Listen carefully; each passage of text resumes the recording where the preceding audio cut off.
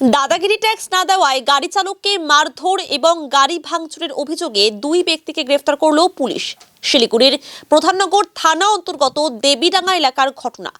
ধৃতদের নাম জিতেন প্রসাদ এবং শেখর ঝা।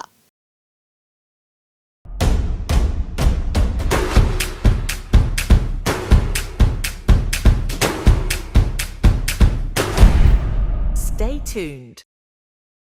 জানা গিয়েছে, বেশ কিছুদিন ধরে দেবীডাঙ্গা এলাকায় দাদাগিরি ট্যাক্সের জন্য গাড়ি চালকরা হয়রানির শিকার হচ্ছেন। এর বিরুদ্ধে প্রতিবাদ করলে তাদের গাড়ি ভাঙচুর করা হয় এবং চালকদের মারধর করা হয়। আজ সকালেও ফের গাড়ি দাঁড় করিয়ে দাদাগিরি ট্যাক্স নেওয়া হচ্ছিল। সেই সময় এক গাড়ি চালক দাদাগিরি ট্যাক্স দিতে অস্বীকার করে। সেই সময় চালককে মারধর করা হয় এবং তার গাড়িতে ভাঙচুর চালানো হয়। ঘটনার পর প্রধাননগর থানায় অভিযোগ দায়ের করেন গাড়ি চালক। অভিযোগের ভিত্তিতে তদন্তে নেমে দুজনকে গ্রেফতার করে পুলিশ। পুলিশ সূত্রে খবর, জিতেন প্রসাদকে এর আগেও বেশ কয়েকবার মারধর এবং অন্যান্য মামলায় গ্রেফতার করা হয়েছিল। আজ দুজনকে শিলিগুড়ি আদালতে তোলা হয়। গোটা ঘটনার তদন্তে পুলিশ।